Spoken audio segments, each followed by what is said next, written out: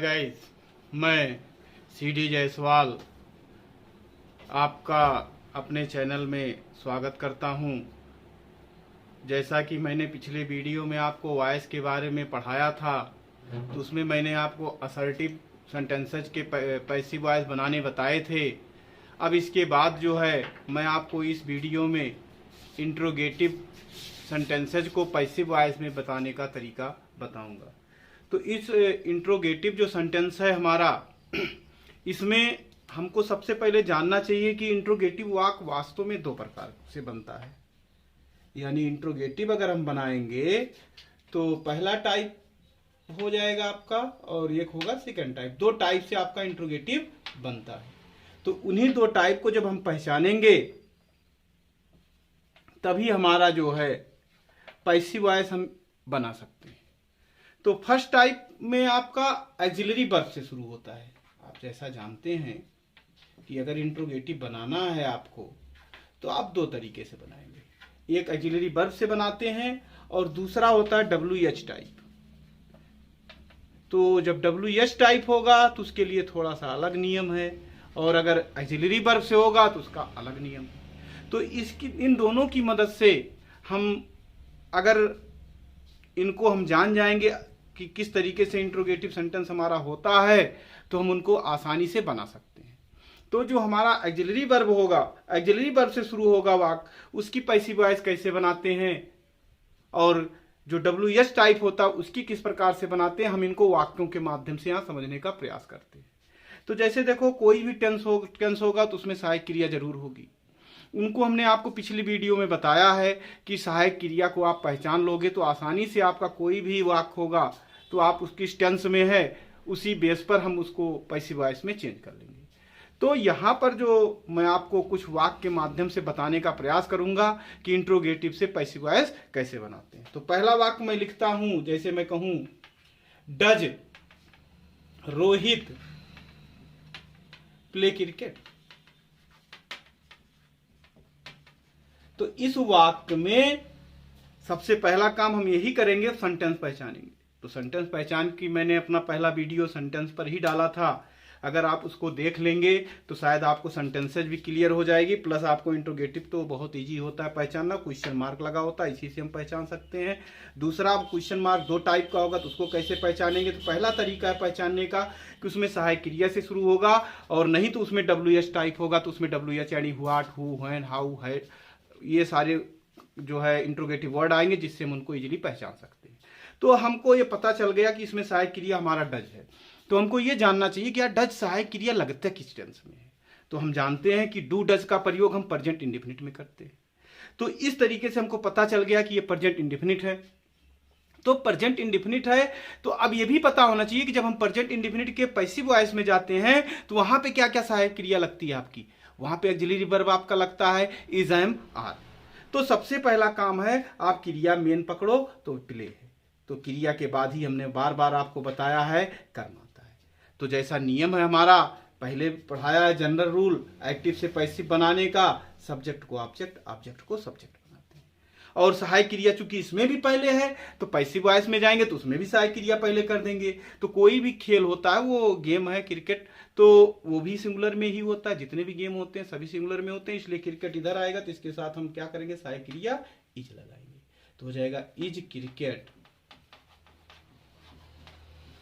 और इसके बाद सभी कर्ता के साथ क्रिया का थर्ड फॉर्म प्लेड बाई, नए कर्म से पहले बाई लगाते हैं और रोहित कर। इस तरीके से हमारा ये सेंटेंस इंट्रोगेटिव का बन जाएगा। दूसरा सेंटेंस लेते हैं, जैसे मैं कहूं डू यू हेल्प मी। अब हमने आपको पहले ही बताया, सबसे पहले सहायक क्रिया से शुरू है, इंट्रोगेटिव है, और प्लस डू डज किसकी पहचान मैंने बताया, पास्ट प्रेजेंट इंडेफिनिट। तो अब इसके बाद क्या करना, आपको क्रिया पकड़ना है। क्रिया हमारा हेल्प है, क्रिया का फर्स्ट फॉर्म है, यानी इसके बाद जो शब्द आएगा वही हमारा प्राय ऑब्जेक्ट होता है। यानी मी यहाँ पर हमारा ऑब्जेक्ट है, तो हम सब सब्जेक्ट बनाएंगे तो आई हो जाएगा। आई के साथ हम क्या लगाते हैं, एम। तो एम को पहले कर देंगे क्योंकि इंट्रोगेटिव में सहायक क्रिया पहले आती है। तो एम आई, इसके बाद हेल्प का थर्ड फॉर्म कर देंगे, हेल्प्ड हो जाएगा। बाई यू लगाओ या ना लगाओ, यू होने पर इग्नोर कर दिया जाता है। आप लगा भी सकते हैं, नहीं भी लगा सकते हैं, वो आपकी इच्छा पर डिपेंड करता है। इसी तरीके से हम दूसरा सेंटेंस बनाएं, किसी दूसरे टेंस का, जैसे मैं ले लूं did Radha sing a song.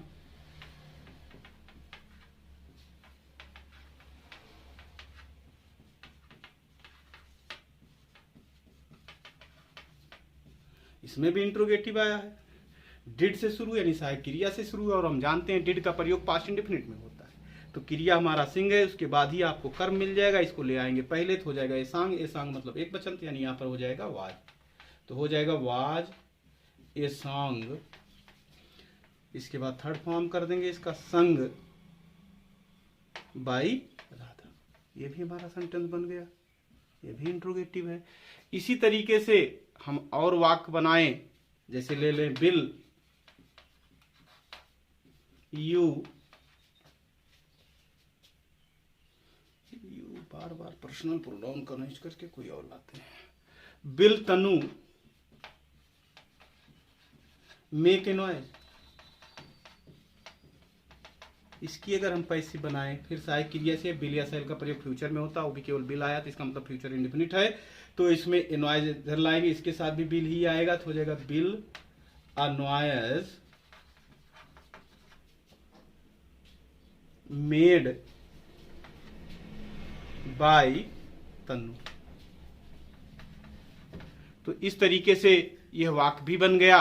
इसके बाद हम अगला वाक्य बनाएं, जैसे मैं कहूं was Ram making a kite. Was Ram making a kite. तो इस सेंटेंस का देखें हम, तो ये भी हमारा इंट्रोगेटिव है, किससे शुरू है, वाज से, और आईएनजी लगा है, तो वाज के साथ आईएनजी आया है क्रिया में, इसका मतलब ये हमारा पास्ट कंटिन्यूअस है।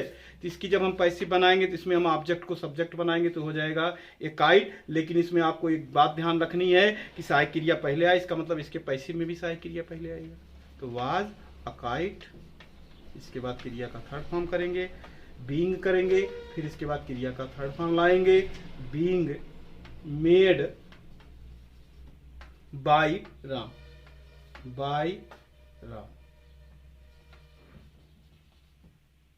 और इंट्रोगेटिव चिन्ह लगा देंगे। इस तरीके से हम जो भी इंट्रोगेटिव आएंगे, जो शुरू होंगे हमारे सहायक क्रिया से, हम उनको बना सकते हैं। किसी भी टेंस का होगा उसमें हमको कुछ नहीं करना है, क्या करना है, उसके पैसिव में जाएंगे तो सबसे पहले उस टेंस को देखेंगे, हमारा ऑब्जेक्ट जो आएगा उसी के बेस पर सहायक क्रिया लगाएंगे और वाक्य को हम कंप्लीट कर देंगे। जैसे हमने सभी वाक्य में बताया वैसे हर वाक्य में हो जाएगा। अब जो हमारा आता है सेकंड टाइप का, सेकंड टाइप में जैसे आपका व्हाट से आएगा, व्हेन से आएगा, हु से आएगा, बहुत सारे इंट्रोगेटिव वर्ड हैं जिनसे हम पैसिव वॉइस बनाते हैं। तो कुछ के जैसे होते हैं, जैसे व्हाट आ जाएगा, व्हेन आ जाएगा, ये सब तो एक ही रहते हैं, लेकिन हु एक ऐसा शब्द है जो सब्जेक्ट, ऑब्जेक्ट और इसके पसेसिव फॉर्म तीनों चेंज होते हैं, इसलिए इसको हमको याद करना पड़ेगा। यानी इसको अगर हम ध्यान दें, इसका जो सब्जेक्ट होता है वो किसी रूप में होता है, जब ये ऑब्जेक्ट बनता है किसी और रूप में हो जाता है, और जब ये पसेसिव फॉर्म में जाता है तो किसी और रूप में हो जाता है।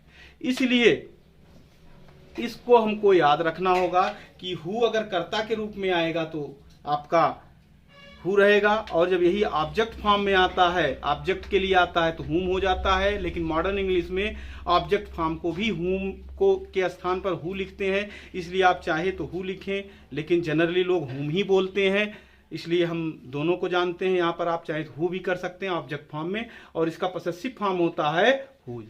लेकिन हमारा जो व्हाट आता है वो चाहे सब्जेक्ट हो या ऑब्जेक्ट हो या पसेसिव फॉर्म हो, तीनों ही स्थितियों में एक समान रहता है, इसलिए इसमें प्रॉब्लम आपको ज़्यादा नहीं आने वाली है। इसी तरीके से आपका व्हिच होता है, व्हिच भी, व्हिच सब्जेक्ट, ऑब्जेक्ट और पसेसिव फॉर्म तीनों में एक रूपों में रहता है, इसलिए हमको ये दिक्कत करने वाले नहीं है। लेकिन इसको आप विशेष करके मैं हु वाले को कहूँगा कि आप याद कर लीजिए कि ये सब्जेक्ट फॉर्म में आएगा, यानी कर्ता के लिए आएगा तो हु के रूप में आएगा, ऑब्जेक्ट के लिए आएगा तो हुम आएगा, और पसेसिव फॉर्म होगा तो हुज रूप में आएगा। इसको याद रखिएगा, क्योंकि मैं जो भी वाक्य बनाने जा रहा हूँ हु वाले ज़्यादा वाक्य बनाऊंगा, इसलिए इसको आप याद रखेंगे। तो हम पहला सेंटेंस लें, जैसे मैं कहूं हु टाट यू हिंदी, हु टाट यू हिंदी। अब इस सेंटेंस में अगर हम देखें तो ये हमारा सेंटेंस इंट्रोगेटिव है और हु से शुरू है। तो यहां पर आप देखो टेंस की पहचान करना है। सबसे पहला काम, क्रिया का सेकंड फॉर्म लगा हुआ है। क्रिया का सेकंड फॉर्म हम जानते हैं पास्ट इंडेफिनिट में आता है। तो फिर वही बात, पास्ट इंडेफिनिट में हमको पता होना चाहिए कि जब पैसिव में जाते तो इसमें वाज वेयर का प्रयोग करते हैं। और क्रिया हमने आपको बताया था, क्रिया के बाद ही आपको ऑब्जेक्ट मिलेगा। तो यहाँ पे हमारे पास दो ऑब्जेक्ट है, एक डायरेक्ट ऑब्जेक्ट है, दूसरा इनडायरेक्ट ऑब्जेक्ट है। दोनों की अगर हम पैसिव वॉइस बनाएं तो ये दो तरीके से बनेगी इसकी पैसिव। एक तो आप यू को सब्जेक्ट बना सकते हो, दूसरा हिंदी से। तो सबसे पहले हम देखते हैं हिंदी से बनाते हैं सब्जेक्ट बना करके। और एक बात और आप याद रखेंगे कि यदि किसी वाक्य में आपका इंट्रोगेटिव हु से बनता है तो उसकी पैसिव वॉइस जब बनाते हैं तो हु को हम बाई हुम कर देते हैं। याद रखने वाली बात है, यहाँ पर आप मिस्टेक कर सकते हैं, यानी आप लिखेंगे यहाँ पर हु के स्थान पर बाई हुम। इसके बाद सहायक क्रिया लाएंगे, चूंकि हिंदी से बना रहा हूं मैं तो यहाँ पे वाज लगेगा, तो वाज हिंदी। टाट क्रिया का थर्ड फॉर्म। इसके बाद यहां फिर याद रखना है, अगर आप हिंदी से बनाओगे तो ये आपका ऑब्जेक्ट जो है इनडायरेक्ट वाला यहां पे आएगा, तो उसके पहले टू जरूर रखना है, अदरवाइज रॉन्ग हो जाएगा। इसको विशेष याद रखेंगे, नहीं तो गलत होगा। और दूसरा जो तरीका है इसको बनाने का, आप एक और बना सकते हो आप यू से प्रयोग करके, यानी बाई हुम वर यू टाट हिंदी। इस तरीके से आप अगर बनाओगे तो आपको टू का यूज नहीं करना है, ये ज्यादा सुटेबल है, आपको मिस्टेक नहीं होगा। यहाँ पे आप मिस्टेक कर सकते हैं, लेकिन दोनों तरीके जानना है, क्योंकि किसी कंपटीशन में कोई जरूरी नहीं है कि यही वाला, कोई भी दे सकता है आपको फंसाने के लिए। इसी तरीके से अगर हम दूसरा सेंटेंस हु वाला बनाएं, तो जैसे मैं दूसरा सेंटेंस लूं किसी और टेंस का, जैसे मैं कहूं हु हैज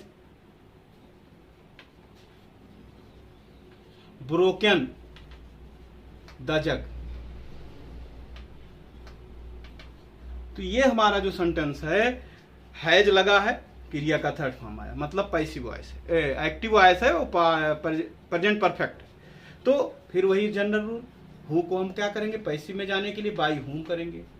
तो ये हो जाएगा हमारा by whom has the jug been broken. इस तरीके से कोई भी सेंटेंस आएगा तो हम इसको बना सकते हैं। अगला जो मैं वाक्य बनाने जा रहा हूं उसको आप विशेष ध्यान रखेंगे, जो कि बड़ा ही है, बना सकते हैं, बहुत टफ नहीं लेकिन बना सकते हैं। जैसे मैं कहूं which fruit does she like most. अब यहां पर आपके लिए प्रॉब्लम ये होने वाली है कि यहां पे देखो आपका ऑब्जेक्ट नहीं है इधर, ये आपका ऑब्जेक्ट ये है। तो इसका अगर हम बनाएंगे तो ये हो जाएगा व्हिच फ्रूट। हमने बताया था कि ये अब आपका पॉसेसिव फॉर्म वाला व्हिच है, तो ये यहीं पर रह जाएगा आपका, क्योंकि व्हिच फ्रूट एक में है, इसको एक साथ ही लिखेंगे, इसमें इसको आप सेपरेट नहीं कर सकते। Which fruit is liked most by her. और अगर हमारा सेंटेंस हो जाए, जैसे मैं कहूं, एक और बना देता हूं आपका, whose book do you read. तो इसका हो जाएगा, ये तो आपका प्रेजेंट डेफिनिट है, हुज बुक भी उसी तरह हुइच की तरह है, इसको भी नहीं हटाएंगे, दोनों एक साथ ही एडिंग है, तो ऐसे रहेगा which book is red by you. ये हमारा हो जाएगा इस सेंटेंस का। और इसके पश्चात एक सेंटेंस मैं और आपको बताता हूं। मान लीजिए कोई वाक्य हुम से शुरू हो जाए तो उसकी पैसिव वॉइस कैसे बनाएंगे, इसको ध्यान रखना, इसमें आप मिस्टेक कर सकते हैं ज्यादा चांस है। यानी अगर मैं कहूं हुम do you help, question mark. यहाँ पे विशेष ध्यान रखना। अब देखो यहाँ क्रिया के बाद आपका ऑब्जेक्ट नहीं है, तो इसका मतलब यही हमारा ऑब्जेक्ट है। तो हमारा नियम क्या है, ऑब्जेक्ट को सब्जेक्ट बनाते हैं। ध्यान दीजिए, जब हु आया था तो मैंने बाई हुम लगाया था, अब हुम आया तो बाई हुम नहीं होगा इसको हम सब्जेक्ट में ले जाएंगे। मैंने पता भी इसके ठीक पहले थोड़ा सा बताया था कि हु के 3 फॉर्म होते हैं, हु, हुम, हुज। तो वहाँ पे देखो हुम वहाँ ऑब्जेक्ट फॉर्म में मैंने लिखा था, अब उसको आप सब्जेक्ट में ले आओ तो ये हो जाएगा हुम का हु सब्जेक्ट है, इसलिए यहाँ बाई नहीं लगाएंगे, ध्यान रखिएगा। Who is helped by you, यही इसका होगा। और दूसरा जो सेंटेंस मैं लिखने जा रहा हूं वो है व्हाट से। जैसे मैं कहूं व्हाट डू यू ईट। अब इस सेंटेंस में देखो यहां भी ये आपका ऑब्जेक्ट है, तो आपका हमने बताया था व्हाट के सब्जेक्ट, ऑब्जेक्ट और पॉसेसिव फॉर्म तीनों सेम होते हैं, इसलिए व्हाट चाहे सब्जेक्ट में आए चाहे आपका पॉसेसिव फॉर्म में आए, सब में एक रूप में रहता है। इसलिए व्हाट का सब्जेक्ट जब बनाओगे आप व्हाट ही होगा। और यहाँ पर देखो यू आपका सब्जेक्ट उधर जाए बाई यू हो जाएगा, तो what is eaten by you. तो इस तरीके से हमारा जो है ये सेंटेंस पूरा हो गया।